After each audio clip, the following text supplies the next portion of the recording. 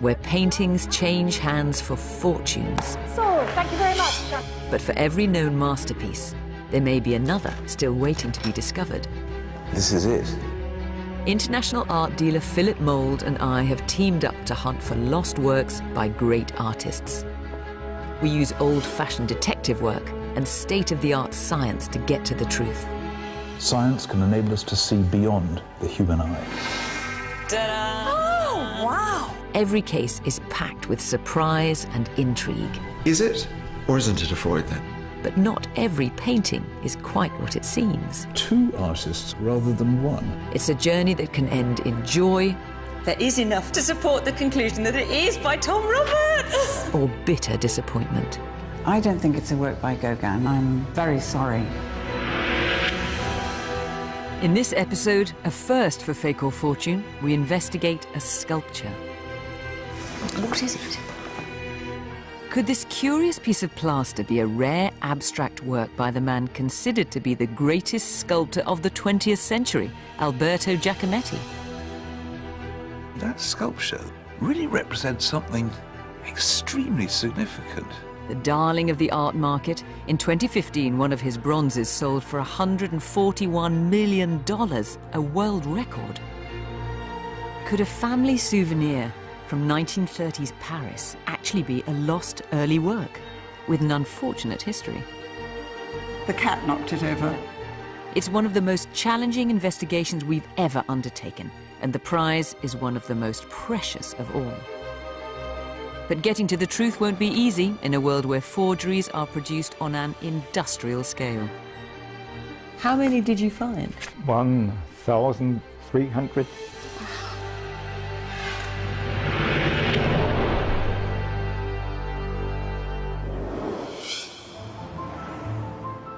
On the last series of Fake or Fortune, we asked viewers to contact us if they had a mystery work of art.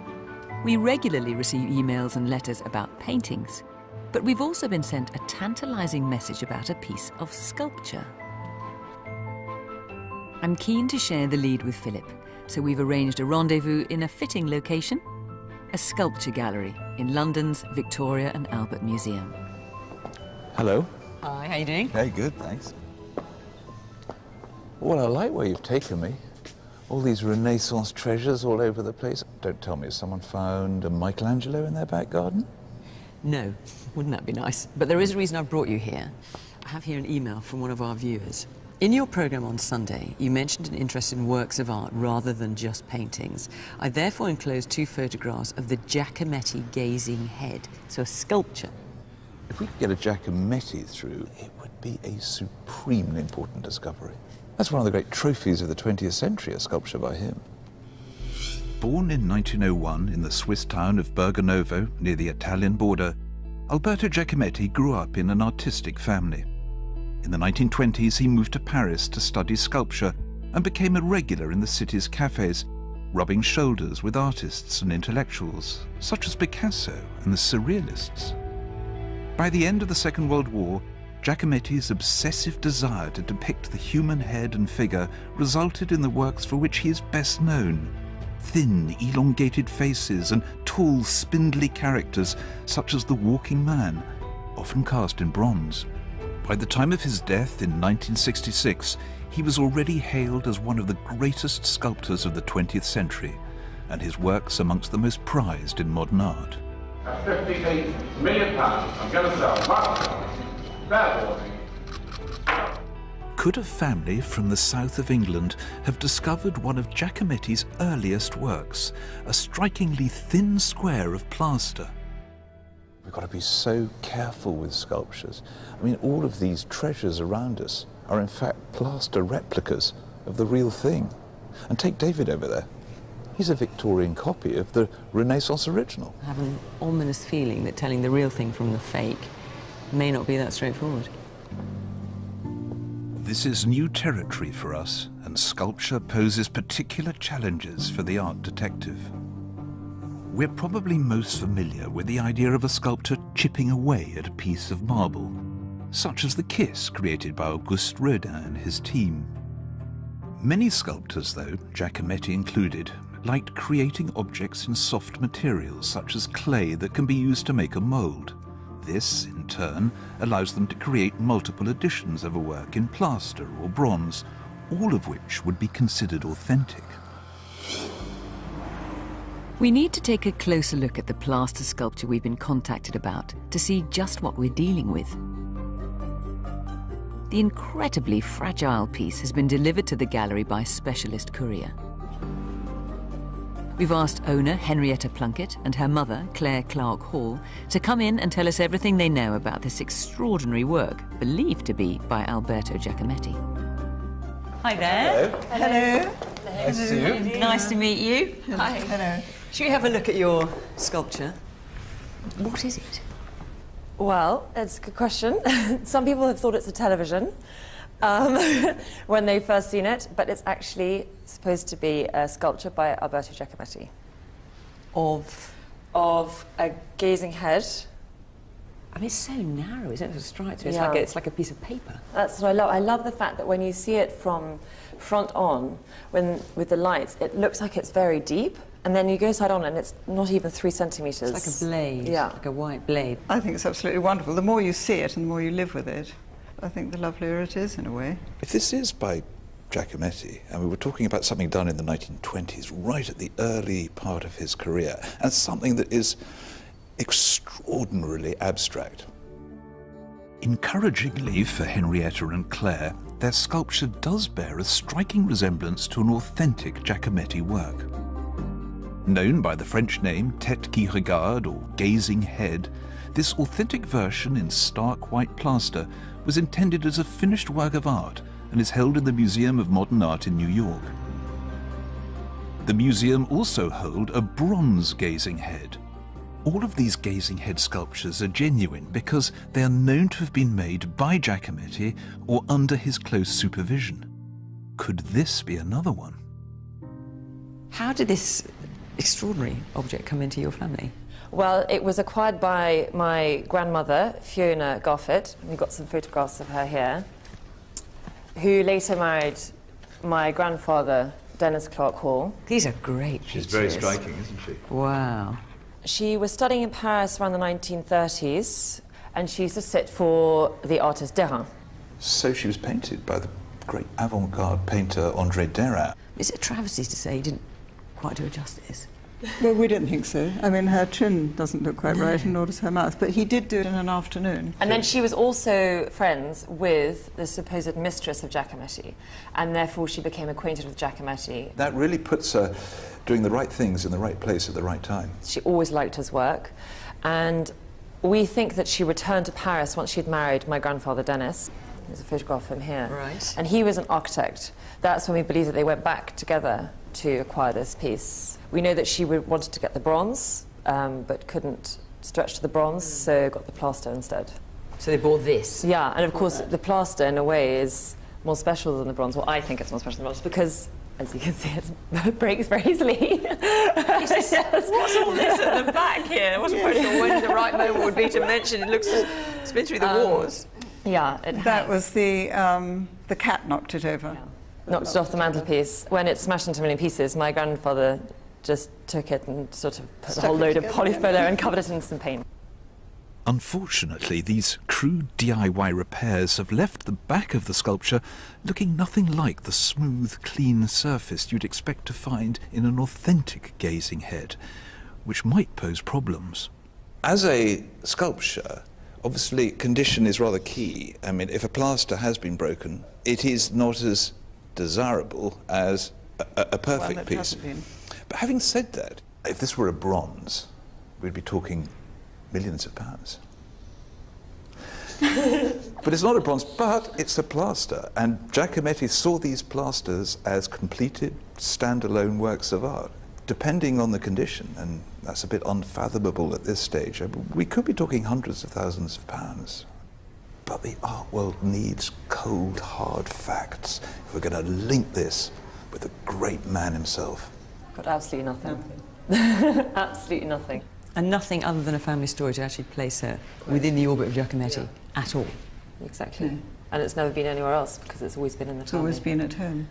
Well, what we have to do with these images that you've got first is try and bring this back to the moment that Giacometti was making these things in Paris. What a great challenge. I'm looking forward to it. It's going to be fantastic. We need to hit the ground running with our research in order to build a case to present to the Giacometti Committee in Paris, the authority who passed judgment on all newly discovered artworks. We will have to find out all we can about Giacometti and how he worked. So I'm heading to the Sainsbury Centre for the Visual Arts at the University of East Anglia, home of the UK's largest collection of Giacometti material and a well-stocked art library. While Philip hits the books, I've found something useful in the BBC's own archives. A documentary about Giacometti made just a few years before his death, in 1966. I've arranged to view it at the Cine Lumière cinema in London. Could it contain any material that might help us? This tall figure stands outside the studio of Alberto Giacometti in Paris. He makes each figure or head, effaces it, remakes it over and over again. With those long, slender, attenuated figures, he's taking the medium of clay and stretching it to the absolute limit of what it can achieve. It's thrilling to watch Giacometti at work. You can see him coaxing his ideas to life in clay, constantly shaping and modelling the brittle faces and bodies he'd go on to cast in plaster and bronze. Fascinating to see his studio, and yet he's surrounded by clutter. Bags of clay, broken pieces, bits of sculpture. Yet it was in this cramped, dimly lit space in the bohemian quarter of Montparnasse in Paris that Giacometti worked for over 40 years, often labouring 15 hours at a stretch in a haze of cigarette smoke. It's clear from the many books about Giacometti that when he first arrived in that studio in December 1926, he was a sculptor in search of an identity. I've been trying to find out just how he came up with the idea for the gazing head and how important Henrietta's sculpture could be. So Giacometti comes to Paris in the 1920s. He studies as a classical sculptor. He works with a guy called Bourdelle.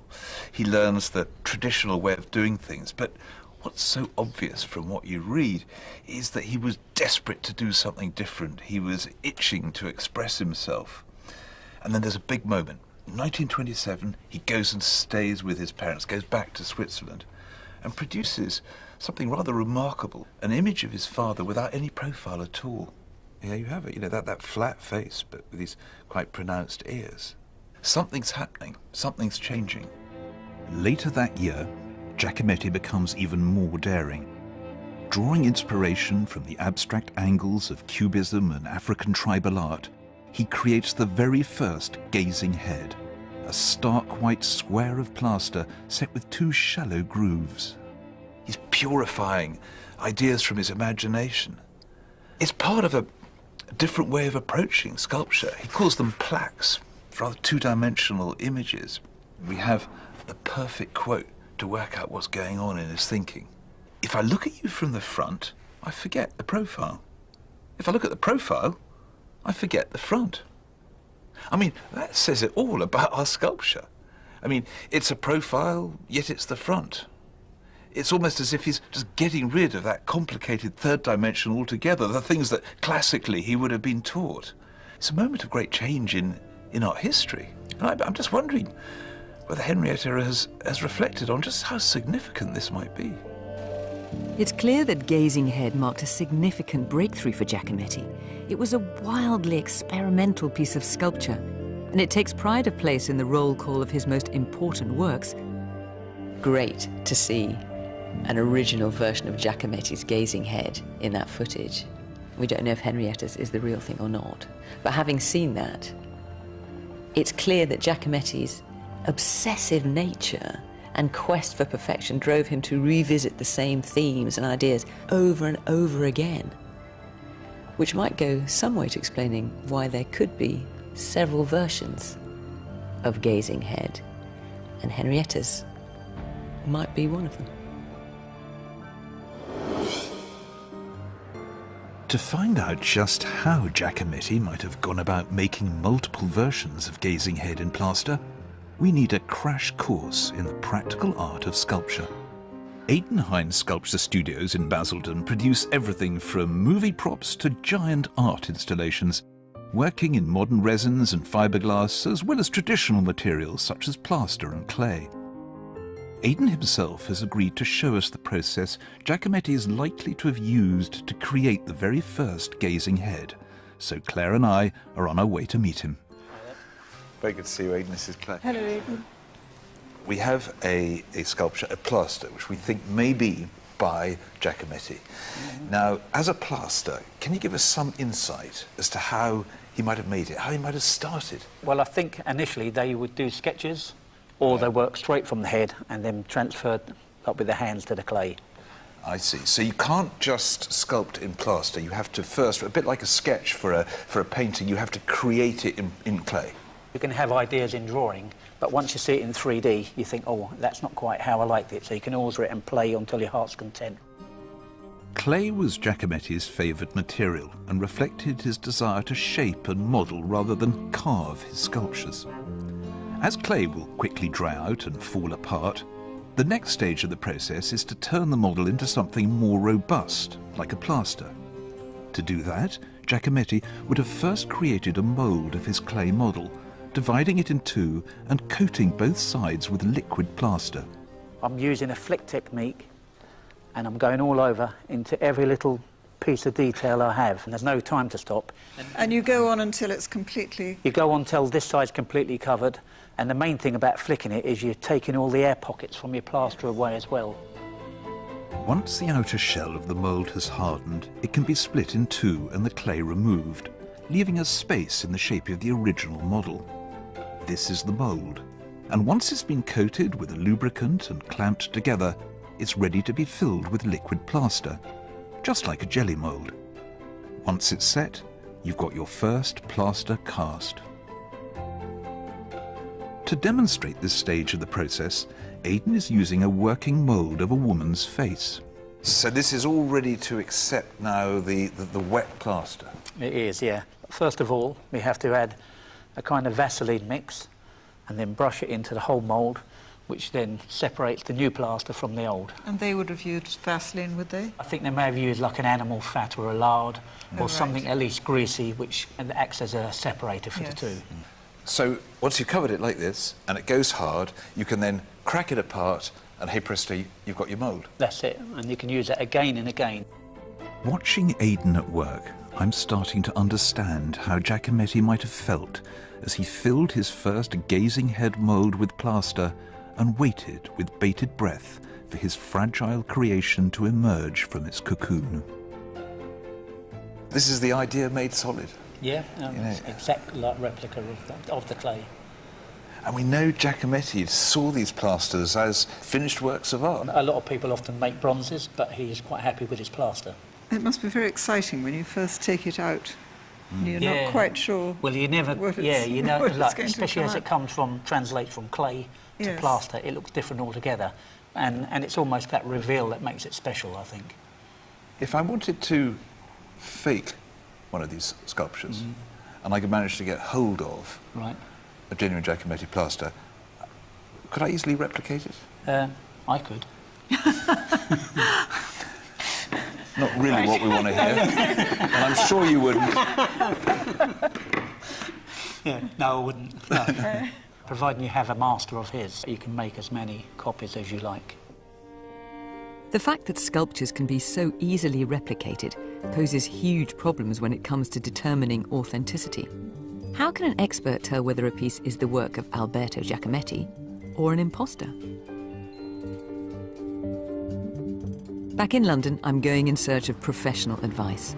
I've arranged to meet Edward Horswell, an art dealer who specialises in sculpture, at his gallery in Mayfair. So, we have a plaster, we hope, by Giacometti. What would you be looking at to try and establish its authenticity? Firstly, we'd do our due diligence before we contacted any authority on the artist. So we would be looking very closely at the provenance. Then we would be looking very carefully at the object itself, And then I think that I would want to go and look at the other examples of the same subject, because the best that your sculpture could be would be an undiscovered version. So the best case then for Henrietta is that her sculpture is a lost original by Giacometti himself. But a glance around Edwards' gallery reveals the bewildering variation you can find in the world of sculpture. This pretty little figure by French sculptor Mayol might look like a work of art, but it's actually a less refined copy with a more functional purpose.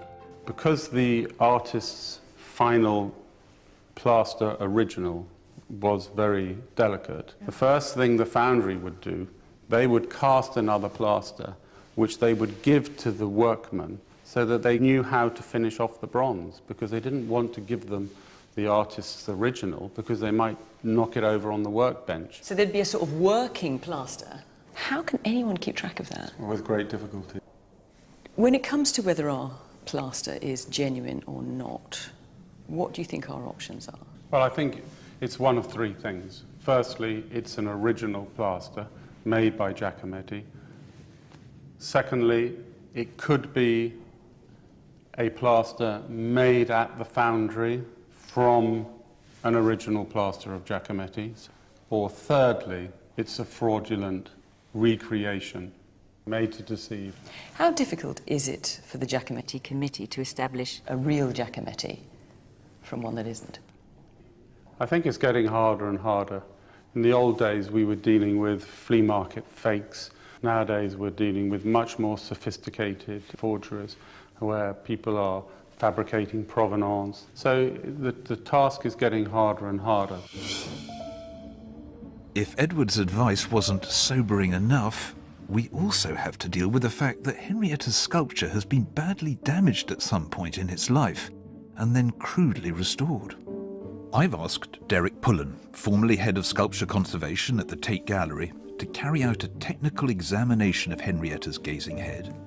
Now a freelance sculpture specialist, Derek has over 30 years of expertise and is often called in to investigate mystery works. So, Derek, what are we dealing with here? Well, it certainly looks like a Giacometti, but what stage in the process of making a Giacometti this piece is, I'm not sure. It seems to be plaster. Certainly, if we look at the underside here, that's raw plaster there. I'm catching a sort of gloss on those yellow areas, which suggests that they might be shellac, which is used to seal plaster, partly to stop it getting dirty, but partly so that a mould can be taken off the plaster. So you can infer from that shellac that this might be part of a process, moving from one type of object to another. This could be at the beginning of the making of the Giacometti sculpture, or it could have been a plaster that was cast from a mould somewhere along the line, perhaps when they were making a bronze. The crude repairs carried out by Henrietta's grandfather in the late 1960s, after the incident with the cat, are plain to see. But is there anything else going on beneath the surface? The whole object, apart from areas that we can see here, is covered with, what, a later paint? It's covered with, I think, white emulsion. That's not surprising. It's quite normal for people to paint them, unfortunately. For a start, it covers up some of the damage at first sight. One way to test the credibility of Henrietta's sculpture is to measure it. The dimensions of other authentic gazing head sculptures are well documented. How does this version compare? 40.6. Well, we have here 40, so as far as its dimensions are concerned, it looks fit for purpose. It's always an approximation, but I'm quite happy with those dimensions being close enough for the time being. So that's a health test that's passed? Yes, I think it's good enough. So is there any way of establishing how it's been repaired here and now? Well, we can use a magnet to see if there's any metal, any iron and steel. I'm going to tilt it back slightly. I think what we'll do is sort of investigate the cracks first.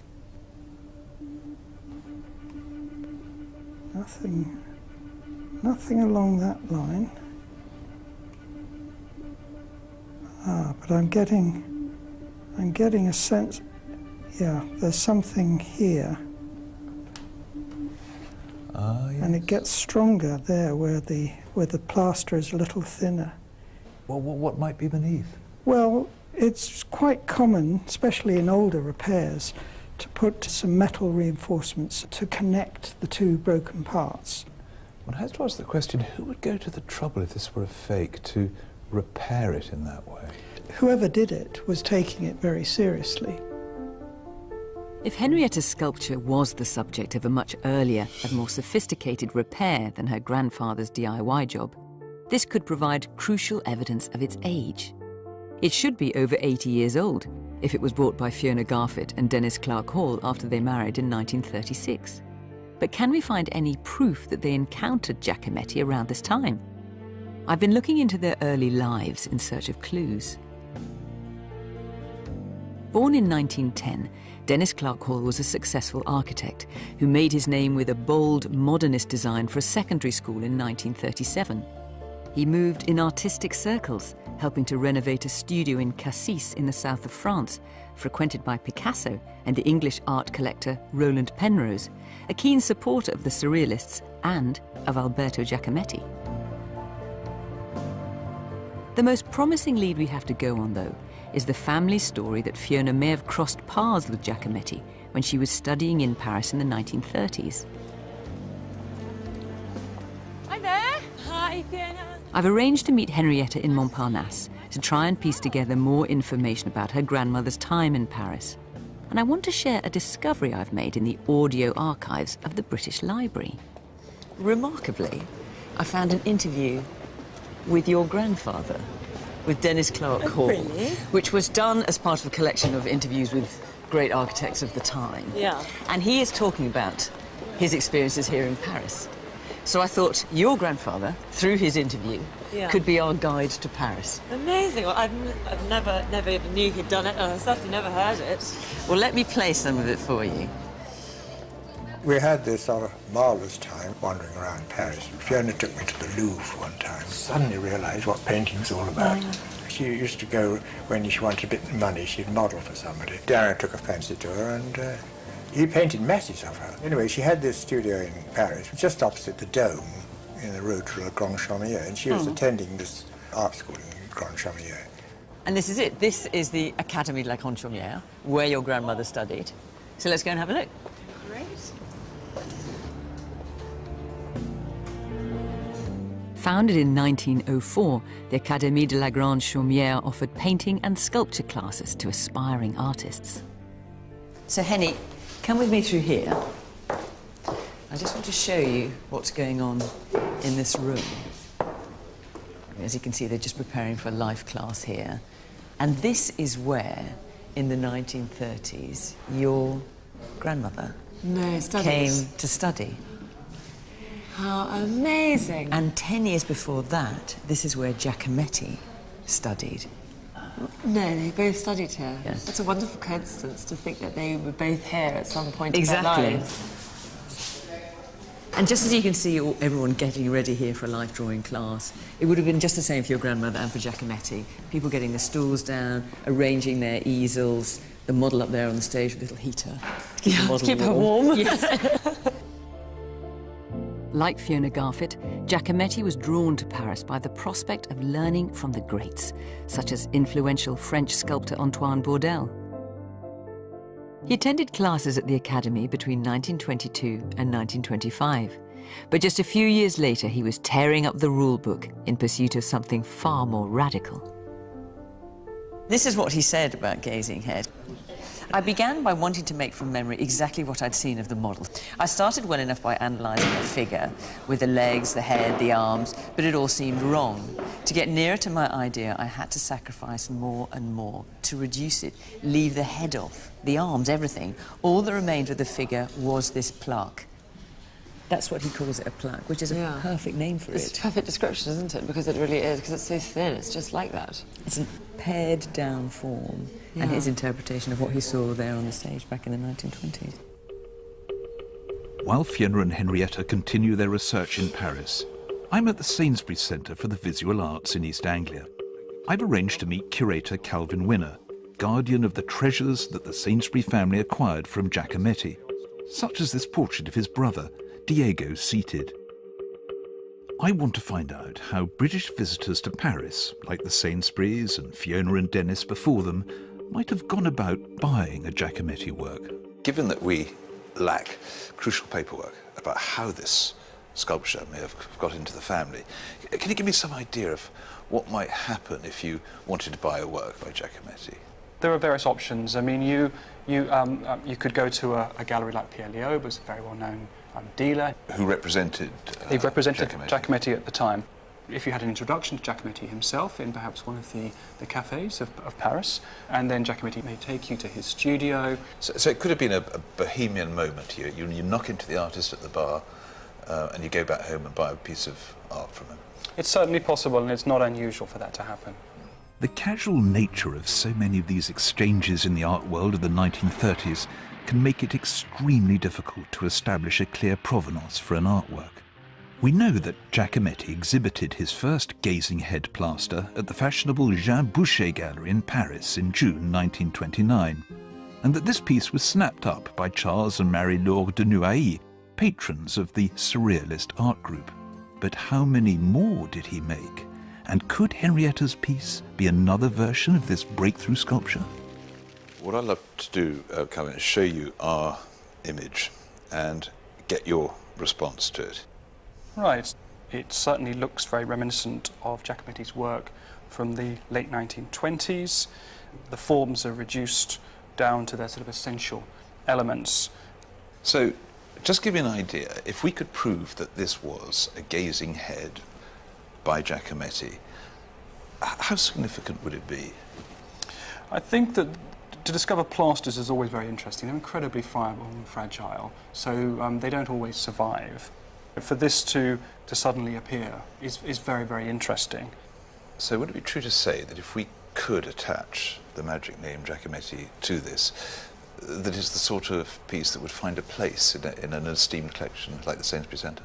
If the provenance is right and we can attach Giacometti's name to it, I'm sure we'd find room for it. Back in Paris, Henrietta and I are continuing the hunt for any points at which Fiona and Dennis might have crossed paths with Giacometti during the 1930s. A period Dennis evokes in colourful detail. We had this sort of marvellous time wandering around Paris and finding things. There was 70 francs to the pound, and you had a three-course meal and a quarter bottle of wine for 5 francs. So you could really sort of do quite well. Paris was a haven for artists, writers and musicians. It was a world where you might find yourself rubbing shoulders with Picasso or Hemingway in the Dome Cafe. Henny, I wanted to bring you here to this cafe restaurant called the Dome because it plays an important part in the story of your sculpture and the visits that your grandfather made here to Paris to visit your grandmother.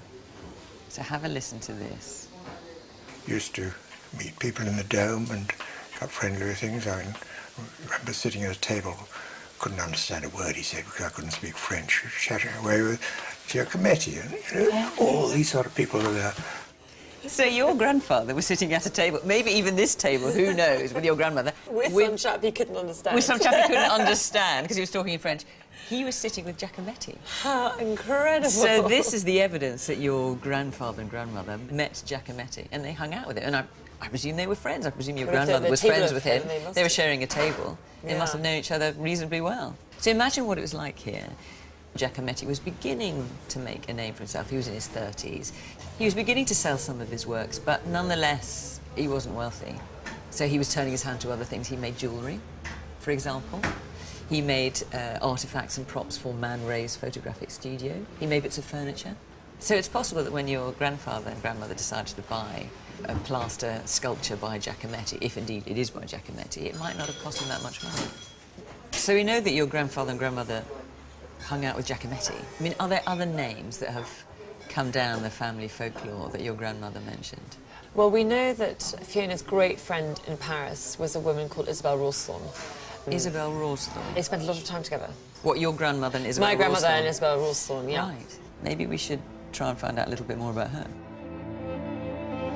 I'm picking up the investigation into the enigmatic Isabel Rawsthorne at the Sainsbury Centre with the help of curator Calvin Winner, who's researched her colourful life. Born in London in 1912, Isabel Rawsthorne was an accomplished painter and moved in artistic circles throughout her life. But it's her time in Paris before the Second World War that's of most interest to us, when we believe she was close to both Fiona Garfit and Alberto Giacometti, who immortalised her in several sculptures. This is a bronze from about 1937-38 of the English artist Isabel Rawsthorne, and it's one of a number of bronzes that Giacometti created of Isabel. The features are delicate and sensitive, but at the same time it still remains quite an expressive sculpture. So can you tell me something about her, where she fits in? So when she came to Paris, she enrolled in the Académie de la Grande Chamerie, which a number of English artists studied at. But hang on a moment, that's the same place as the grandmother of our owner studied. It was a place where English artists often went to when they arrived in Paris. So what was her connection with Giacometti? Isabel Rawsthorne was a striking beauty, and all the artists of that moment were clearly interested in her. And Giacometti, likewise, then produced a number of works of her in sculpture, but also drawing. And they were certainly very close in the latter part of the 1930s and then in the 1940s as well. Giacometti claimed that his thin, elongated female figures were inspired by a glimpse of Isabel on the streets of Paris. The intimacy between them is vividly captured in a period photograph that has recently come to light, dating from the very start of their relationship. She met Giacometti in 1935 in the Dome Cafe. And they just sort of bumped into each other, did they? I think there's a possibility she was introduced by the artist Derain, who had already painted her portrait. Audrey Derain. Now that's a name that means something to us, because the grandmother of our owner was also painted by Derain. They have the portraits still to this day. It's very interesting. I mean, it places her in amongst those artists at that moment. We still lack the firm documentary proof, but the circumstantial evidence is really stacked up today. I mean, Henrietta's grandmother was in Paris at the right time, the right place, the right group of people. I mean, she must have known Giacometti. The stakes are unquestionably getting higher. Encouraged by what we found out about Fiona and Dennis's connections to the Paris art scene, I'm keen to take a closer look at the sculpture itself. Could deeper scientific analysis reveal any evidence that it's the work of Alberto Giacometti? Derek's magnet tests suggested there could be some kind of metal support inside the plaster. So we've arranged for the gazing head to be scanned with specialist equipment usually reserved for animals. Henrietta and Claire and I have come to the Royal Veterinary College in Hatfield. We've arranged to meet Professor Renata Vella, an expert in diagnostic imaging, the science of looking inside the body. Renata spends most of her time analysing injuries to animals, but after hours has been known to use her equipment on more unusual subjects, such as Egyptian mummies. Well, Renata, thank you so much for allowing us. Now, I know that you're obviously a dab hand when it comes to animals, but what about works of art? Have you done anything comparable? Have you done old things at all? Yeah, we have done a fair few fossils. So we do get researchers to come in who want to know more about how their fossils look inside. So we have done that, but never a piece of art. So shall I? Okay. There. Are you ready to hand it over? Yeah. Okay. It's over to you, Renata. Good luck. Thank you very much, and hopefully we'll know more in 5 minutes. Carly, look what I brought you today. Thank you. Henrietta's sculpture is about to undergo a CT scan, which stands for computed tomography. It works by taking X-rays from many different angles to first produce a cross-section of the object.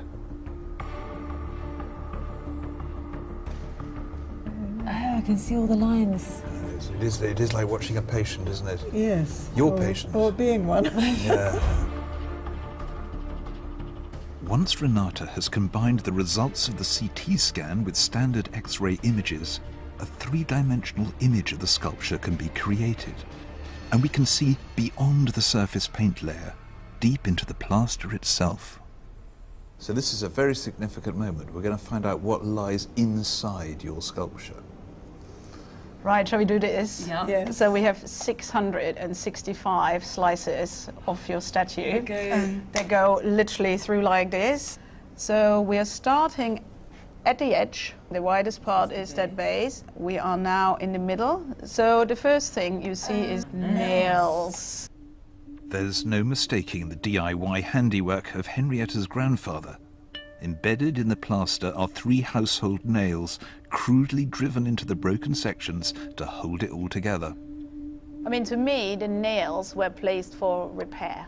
This is how you would repair a fracture in an animal, or a human for that matter. They cross the fracture line or the break line. So I would have thought this is what somebody has done to repair it. What's interesting is that where those nails seem to be impaled, it seems to be a different material to the material behind. But to me, it looks like somebody has poured this into some shape, and then it gave it these layers here. Well, that could be liquid plaster, couldn't it? Could be, yes. I mean, that's what perhaps one would expect. Absolutely, but what's completely different is actually here. Which is like, it's solid, it's sort of like concrete in comparison. Yes. It's a surprising discovery. The sculpture appears to have 2 separate elements, the main body of the work, and then 2 edges made from a distinctly different material that appear to have been pinned or stapled in place. Well, if we go over here to where those pins are, they are very superficial, and they're right at the border between the main structure and that extra bit on the outside. There's some real surprises here. There's more going on than I was expecting. With so many puzzling aspects to Henrietta's sculpture, could it be the work of someone other than Alberto Giacometti? Research online reveals the alarming extent to which Giacometti has been the target of forgers, and I've travelled to the German city of Stuttgart to find out about a scandal that rocked the art world.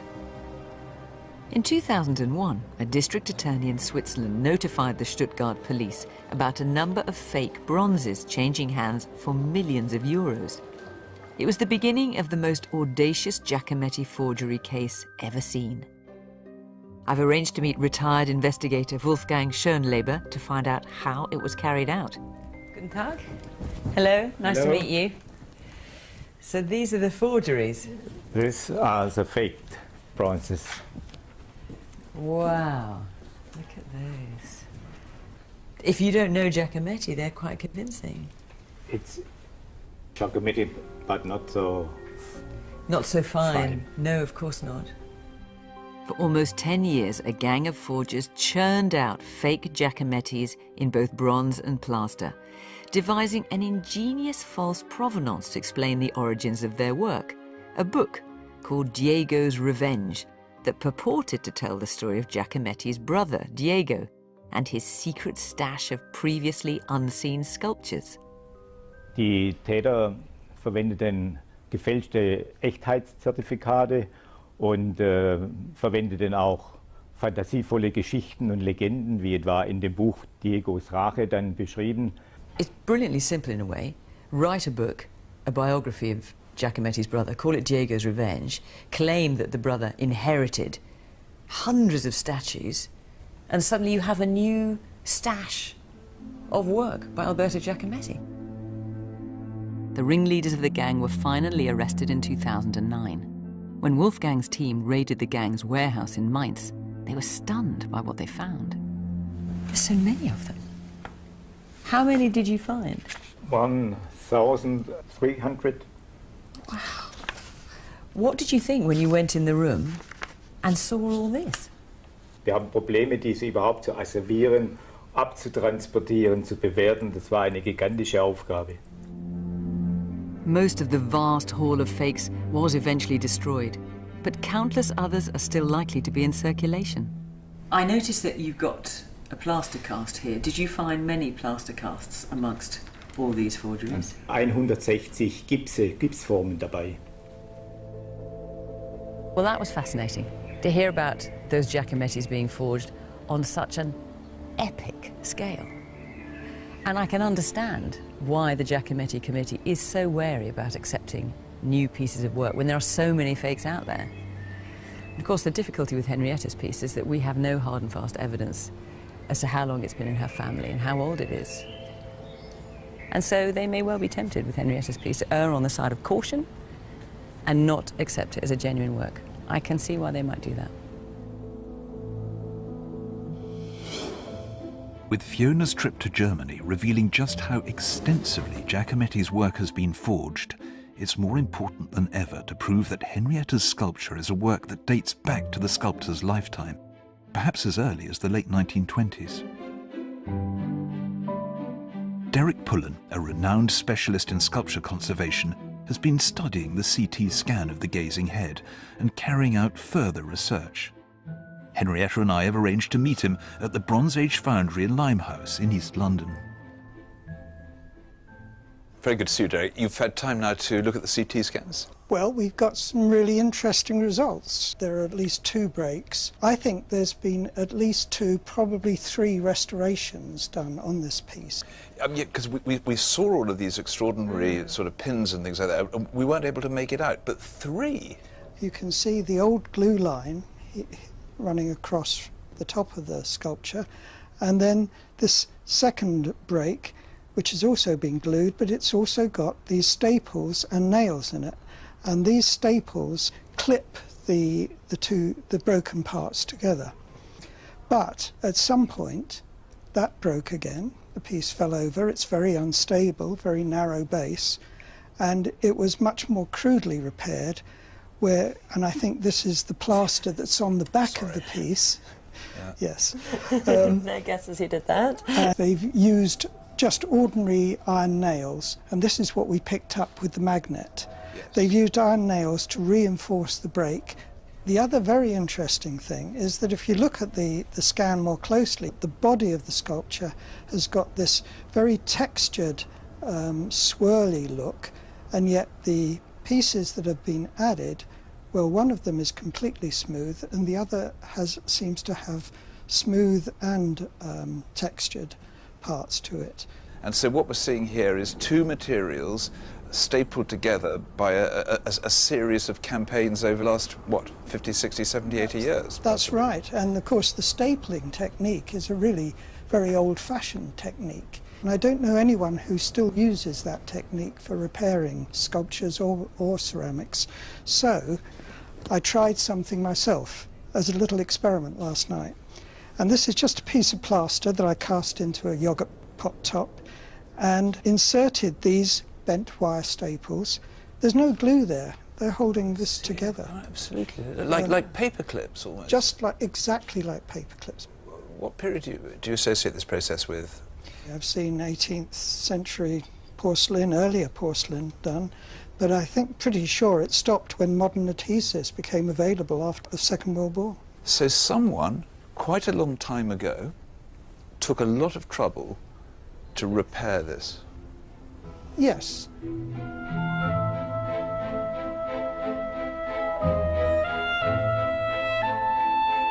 It seems likely that the sculpture was at some point damaged and then professionally restored, perhaps in a foundry during a bronze-making process, with new pieces cast in plaster to replace fragments that had been broken beyond repair.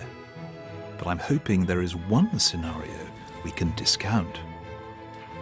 So Derek, asking you to put yourself into the mind of a forger, which I obviously know is an alien prospect for you, but could you imagine one going through this intricate process that you've just explained to us?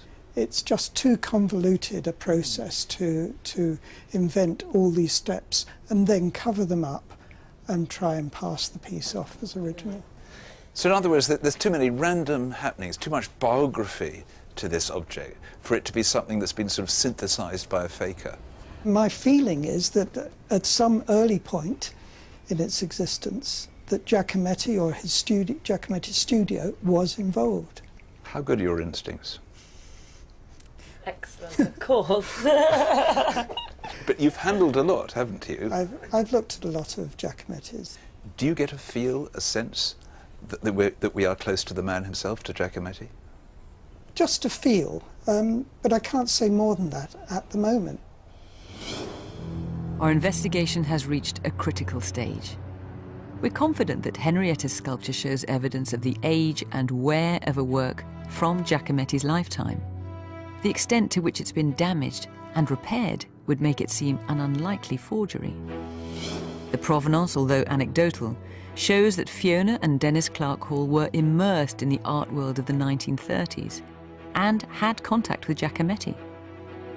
The only other potential sources of evidence lie with the Giacometti Committee itself, and they have requested that we deposit Henrietta's sculpture with them in Paris so they can carry out research in their own archives. This could be Henrietta's last hope of hard evidence in favour of her gazing head. I've just come out of the Giacometti Foundation, which is just down the end of this alleyway here, and handed over Henrietta's sculpture. We met the head of sculptures. She had a look at Henrietta's plaque. She noted all the damage on it. As we know, the damage is considerable. But she certainly took it seriously, and I felt it was very positive. Although the committee promised to report back within a few weeks, they contacted us to say they needed more time to conduct further research. 4 months later, we've asked Henrietta and Claire to join us back at the gallery to consider the latest developments.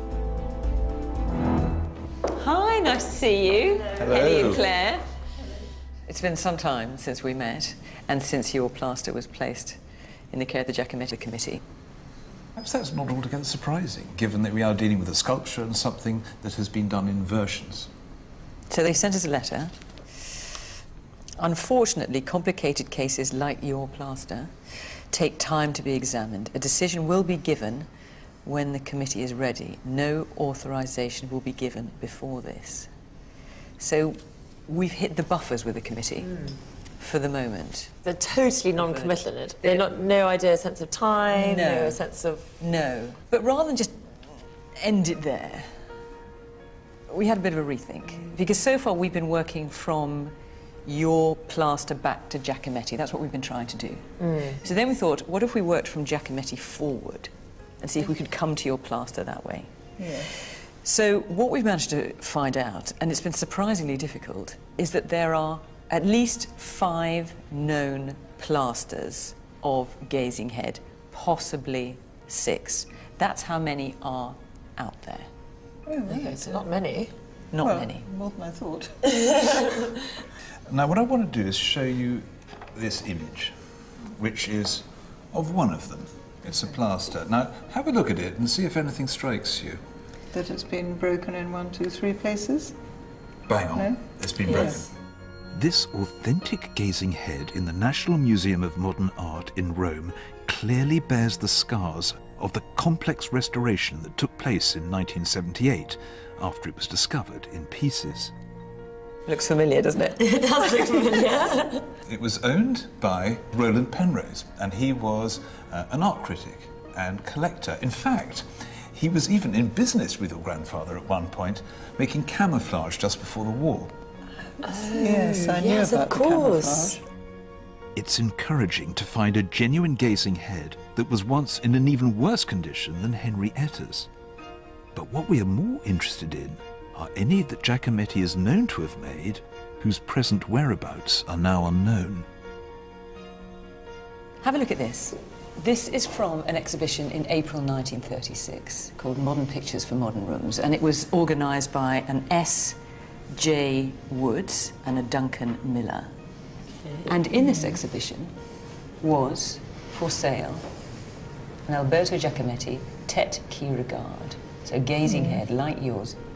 It was a plaster, and it was sold for £22, which is about, in today's money, £1,000. Oh my goodness. But there's something else rather intriguing, because later in that year, possibly the same sculpture, in fact it seems quite likely, was exhibited at a place called the International Surrealist Exhibition. And here, if you cast your eye down... Yeah, head with looks. Head which looks, so gazing head. Yeah. Lent by S. John Woods, Esquire, London. Sidney John Woods trained as an artist and graphic designer and had a passion for abstract art.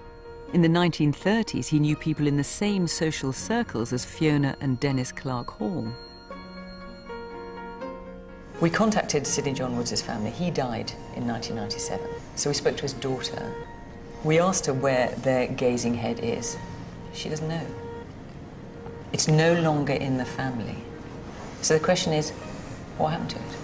So what we're wondering is it possible that while your grandmother, and then through her your grandfather, hung out with Giacometti, knew people in that circle in Paris, rather than buying gazing head in Paris, is it possible that they bought it from Sidney, someone in England, Sidney John Woods, Yes. in England sometime after 1936 when it was exhibited here? Because no one knows where this is now. Because we knew that she'd met Giacometti, it just seemed to be the natural connection that she'd therefore acquired it in Paris. But of course, it isn't necessarily the fact. I mean, she could easily have acquired it over here. We don't know that she didn't. So we have a tantalising provenance gap with another sculpture that could be yours. But this missing link in the provenance is something that, tragically, so far has eluded us. Yes. But probably not forever. To be continued. Well, I said at the beginning this would be difficult, and it has been difficult. We've never tackled sculpture before, and it's been astonishingly hard to find out information about Giacometti's gazing heads and the plaster versions in particular. But let's remember what we started with. I mean, no real provenance to speak of, covered with household paint, knocked over by the cat. I can't help feeling we got warmer. And my guess is, you know, we'll get there on this. After further weeks of research, the Giacometti Committee disclosed their provisional findings. They believe Henrietta's sculpture was once an original gazing head sculpture created by Alberto Giacometti for exhibition. Unfortunately, though, the damage that Henrietta's piece has sustained might be too great. It may no longer be possible to accept it as a genuine work.